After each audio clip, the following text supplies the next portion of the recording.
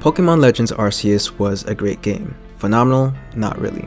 Flawless? Far from it. And it certainly didn't reinvent the wheel. But what it did manage to do is something that I don't think receives nearly enough credit. I recently played and beat the game after an entire year and some change since its release date, and I honestly really enjoyed the experience. However, within that time frame, I purposely strayed away from others' reviews of the game and whatnot just to avoid spoilers and to get the feel of this installment firsthand. Having appreciated the game as much as I, a longtime Pokemon fan, did after seeing Game Freak reuse the same formula for years on end, I expected to see a lot more praise for what it did. On the contrary though, a majority of its praises almost felt like they were being gatekept solely on account of the fact that it didn't do enough. And don't get me wrong, I hardly ever defend the franchise tooth and nail just because I'm a fan, and I always try to recognize flaws and faults, because that's where improvement stems from after all. While yes, I do agree that it could have been better, I don't think it was fair for people to treat this game as a type that the developers had extensive levels of experience in. A sentiment that a lot of people seem to share about this game is how Game Freak's lack of experience was hardly a good reason for not putting more effort into it. But it's important to consider that no amount of effort would have compensated for lack of experience and knowledge in this case. If the game seems like a prototype, then well, that's because it pretty much is, which isn't necessarily a bad thing. Assuming that they continue to develop this formula with future games, it's only natural that they'll refine it even more. But it's pretty outlandish to have expected this game to be on the level of some other AAA titles when it's really their first time doing this on such an expansive scale. This was something way different than anything Game Freak has cooked up in the last couple decades, so it was clear that it wasn't going to be some incredible open world game on par with things like God of War Ragnarok or Elden Ring.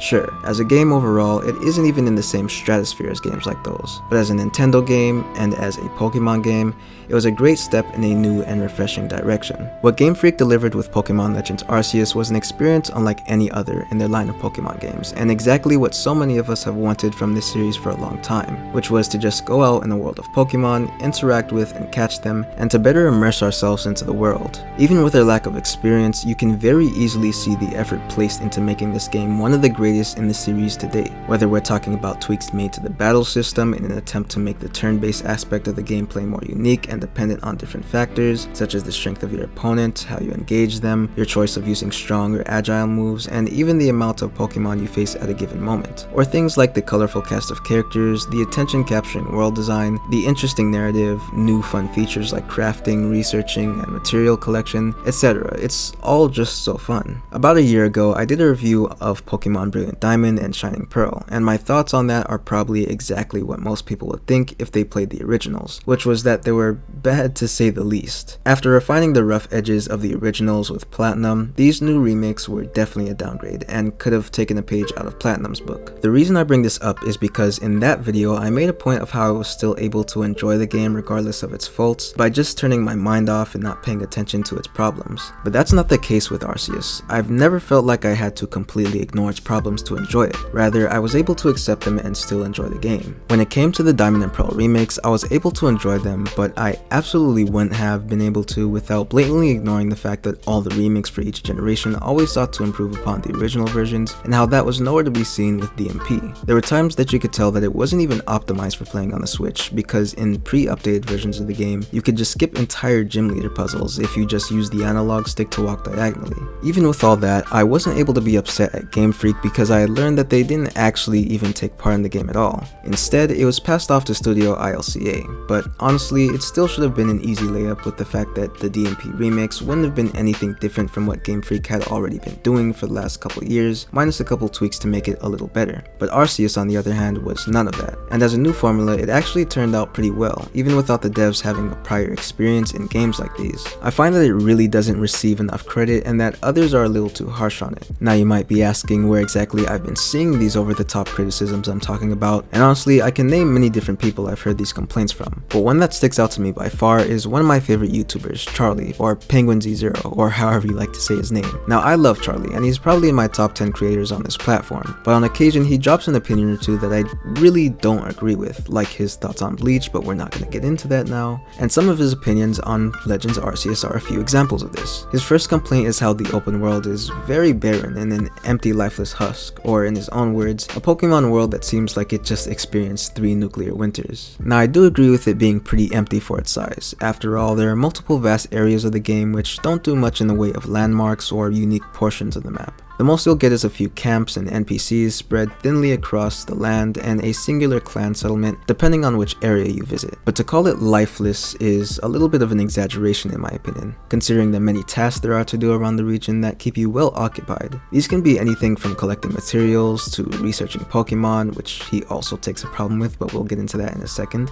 going out on quests, finding and battling the newly introduced alpha Pokemon, investigating regular Pokemon outbreaks, massive mass outbreaks, and space-time distortions, the classic shiny hunting, which was made far easier for anyone to get into, and the list goes on. He also says that you can only see like 3 Pokemon at a time because of the horrible draw distance or something, but that's blatant misinfo, because I play this on my Switch Lite, you know, the solely handheld, less powerful version of the Switch, and multiple times have I gotten jumped by groups of Pokemon that were a little bigger than 3 to say the least. Not to mention his statement is a direct contradiction to the mass outbreak feature, which literally spawns a million Pokemon all around you. He then goes after its art direction, saying that the game just doesn't look good, which is also something that I can't completely agree with. To a degree, I see his point with things like the water, the lava, the rocks, and certain textures, but he completely ignores some parts that look pretty great, like some kinds of foliage and trees, the sky, the fire, collectible materials that they really could have just recolored and reused, the shading of a lot of the different Pokemon, and even things like the character design, which is especially cool looking for the main characters, and of course the countless outfits and hairstyles that you can mix and match with your own character. They even go out of their way to make Hisuian variants of the already existing Pokemon, giving them dramatically different looks, some of which he also doesn't like. For example, the Hisuian Typhlosion,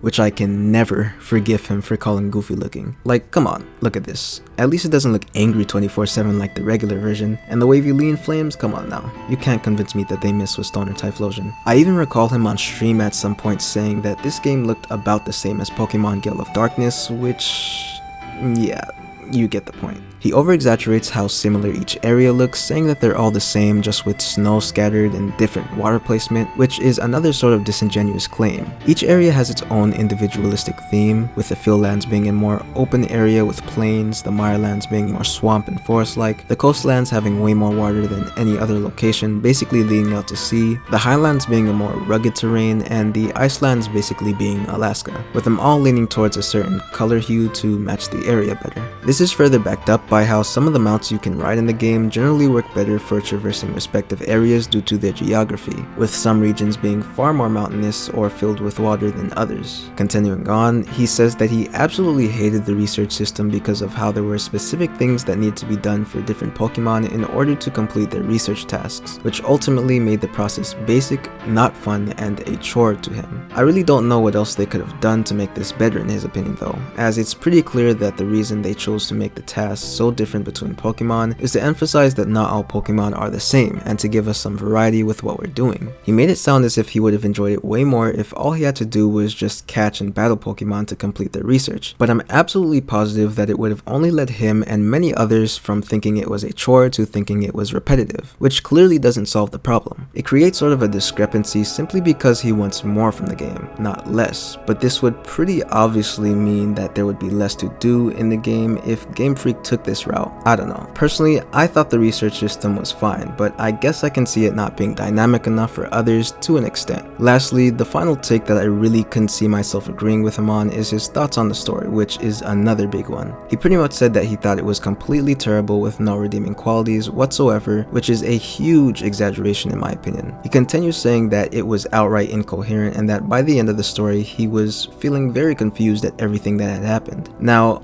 I don't agree with this for multiple reasons, but for starters, immediately after his talk about the story being something that felt like it was written by a 4-year-old and how nonsensical it was, he says that it was clearly a story meant for children. Now this is a little contradictory because why would the devs make a story that was for children insanely hard to follow? I'd understand a little more if his point was that a story this bad is something only children would like, but it wasn't. It was that this story was incoherent and confusing, and obviously yes, a story can be bad because of those things, but all the same, it doesn't need those things to be bad and can instead just have a weak narrative. Either way though, I really don't understand his point here because I was able to follow it just fine. As a story, while I didn't think it was anything groundbreaking and pretty simple, it was actually pretty good and different from what we typically get due to having such a different foundation from the other games. The gist of the whole thing is that you're somehow sent across time and space, finding yourself in an older version of of the Sinnoh region from Gen 4, now called Hisui, after falling from a mysterious rift in the skies above Mount Coronet. You regain consciousness as a man named Professor Laventon stumbles upon you after 3 of his Pokemon run loose. You proceed to help him recollect his lost Pokemon, after which Laventon and yourself make a deal to assist each other in your goals of completing the first Pokédex and investigating the anomaly that is your existence in this world and the rift which you came from. You go on a series of missions and adventures to prove your worth and trustworthiness to the Galaxy team and Jubilife Village, which inevitably leads you to new encounters, events, and phenomena. All this leads you to learning more about everything there is to know about the story. Now maybe I'm just crazy, but that doesn't seem too hard to follow to me. I even dare say that it can be pretty nuanced sometimes, both in the main story and the side quests, and I like how it gives us a look at the darker side of the Pokemon world. A lot of emphasis is placed on how this is a world in which we don't yet know all there is to know about these creatures, and it's a harsh environment where one should remain wary if they value their life. Countless times the player is told that if they can't pull their weight as a member of the Galaxy Team Survey Corps, that they'll be left for dead out in the wild. It's not afraid to touch on those darker topics as opposed to many of the other games, and I really appreciate that. He says he at least appreciates it doing something different from the usual battling gym leaders, the Elite Four, and becoming champion, but that's also ignoring subplots that exist in the other games that entail things like the different teams and the lore of the legendaries. There are also some extra points he makes about cutscenes and voice acting, which I do agree with, but overall I do think he could have been a little more lenient in his criticisms. And this isn't just Charlie. I've seen a lot of people give these exact same takes, and it just feels misrepresentative of what the game actually is. Once again, I can't stress enough that it isn't a perfect game, and that this isn't just me being a fanboy, because trust me, if it was, you would be able to tell. I wouldn't have even dared giving this game the slightest bit of slack. It's just factually not all there. But nevertheless, we can't let that stand as a reason to not give credit where it's rightfully due for everything it did right, and for becoming a Pokemon game the likes of which we've never before experienced, for becoming a game called Pokémon Legends Arceus. And with that, thank you guys so much for watching. As per usual, it means the world to me, and I'm glad to always have any level of support on these videos that I make just rambling about whatever. If you enjoyed or have a different point of view, feel free to let me know down in the comments, as I'm always down for discussion and love replying to you guys. Also, check out the Twitter, because that's where I'm most active, and maybe even my Twitch, because I do plan on streaming more, alternating between there and right here on YouTube. I'm planning on getting a little more active in the near future, so stay tuned for that. But as always, this has been Tenta. Stay easy, guys.